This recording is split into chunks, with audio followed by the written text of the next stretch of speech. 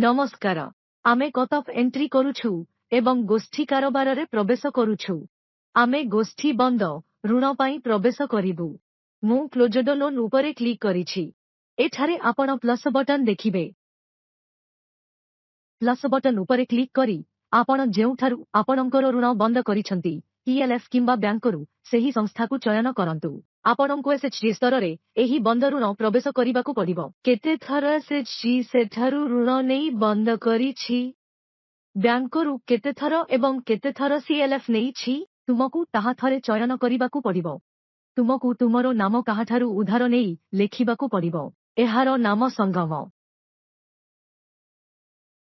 पांठीर उत्स आपण सेही पांठी को चयन करिबे जेउठारु ऋण निया जाइछि। सीआईएफ पांठी बंद होइथिबा ऋणर संख्या एही एसएचजी ऋण पूरण करिबा पई केते ऋण नेइछि 1 लाख टंका संचयर विवरणी डाटा सफलतार सह संचय हेला। सेही बंद ऋण आमे एक प्रवेश कार्ड तयारी करिछु। परिवारटी बैंकरु ऋण मध्य नेइथिला जहां बंद होई जाइछि। आमे प्लस बटन उपरे क्लिक करी पुणी थरे एंट्री करिबु। संस्थारे एबे आमे ऋण नेइथिबा बैंक को चयन करिबु। आपणंकु जेउ बैंकरु ऋण नेइछंती ताहार नाम देबाकू पड़िबो। कानारा बैंक पांठी उत्स बैंक ऋण किंबा अन्य कौनसी ऋण आमे बैंक ऋण चयन करिबु।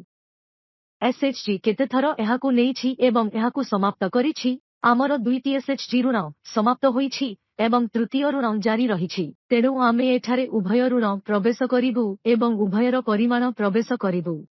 तेणु उभयर परिमाण 3 लाख आमर विवरणी संचय करा जाइछि। एहीपरि भाबरे आपण एसएचजी पाई एक बंद प्रवेश करि पारिबे। धन्यवाद।